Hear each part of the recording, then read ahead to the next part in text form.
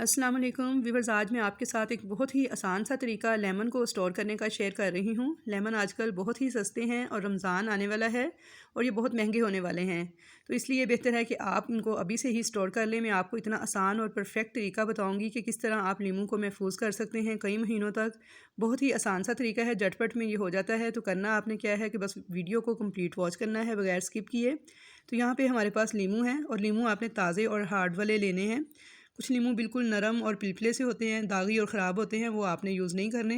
अब इनको अच्छी तरह से धो के आपने पहले ड्राई कर लेना है और अब सभी नींबू को दरमियान से दो दो टुकड़े करके इस तरीके से काट लेना है।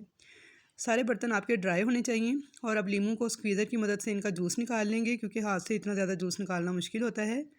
तो इसलिए देखिए, स्क्वीज़र भी खुश्क होना चाहिए, मार्केट से आसानी मिल जाता है। तो ये सारा जूस मैं निकाल लूँ, फिर मैं आपको दिखाती हूँ। तो यहाँ पे देखिए सारा जूस जो सा है लीमू का वो मैंने निकाल लिया है और अब एक छाननी की मदद से मैं इस जूस को छान लूँगी ताकि इसके जो सीड्स वगैरह हैं वो सारे अलग हो जाएं। तो यहाँ पे देखिए स्पैचुला से इस तरीके से दबा के ताकि सारा जो जूस है वो चला जाए नीचे और बीज जो से हैं वो ऊपर रह जाएँ। तो यहाँ पर ये सारा जूस मैंने छान लिया है। तो चलिए अब इसको स्टोर करने का तरीका आपको बताती हूँ। अब यहाँ पे मैंने आइस क्यूब वाली ये ट्रे ली है और इसके अंदर ये सारा जूस जो है इसको फिल कर लूँगी। इसको भी ड्राई होना चाहिए, आइस क्यूब वाली ट्रे को भी। और एक आइस क्यूब के अंदर तकरीबन 4 नींबू का जो जूस है वो डल जाता है। मतलब ये कि एक टाइम में यूज़ करने के लिए एक आइस क्यूब आपकी बिल्कुल परफेक्ट होगी। अब इस आइस क्यूब्स को फिल करके तो मैं फ्रीज़र में रख दूँगी, तो यहाँ तक कि जम के बर्फ़ बन जाए। तो एक दिन के बाद आप इनको निकाल सकते हैं और निकाल के आप चाहें तो इनको इसी तरह ही पड़ा रहने दें।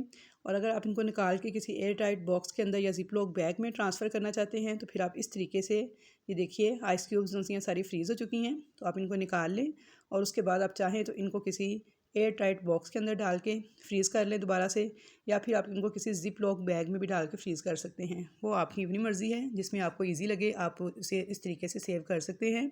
तो आई होप व्यूअर्स कि आपको मेरी लेमन जूस को सेव करने की जो रेसिपी है ये अच्छी लगी होगी और इसको आप 1 साल तक इस्तेमाल कर सकते हैं। इसके किसी भी चीज़ में, टेस्ट वगैरह में, खुशबू में कोई फ़र्क नहीं आएगा।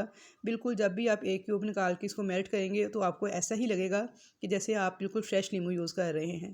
तो आई होप व्यूअर्स कि आपको ये वीडियो अच्छी लगी होगी। वीडियो अच्छी लगी तो इसे लाइक कर दीजिएगा, चैनल पर नए हैं तो सब्सक्राइब कर दीजिएगा। तो इंशाल्लाह ताला मुलाकात होगी आपसे एक नई और अच्छी वीडियो के साथ। तब तक के लिए मुझे दीजिए इजाज़त। अल्लाह हाफ़िज़।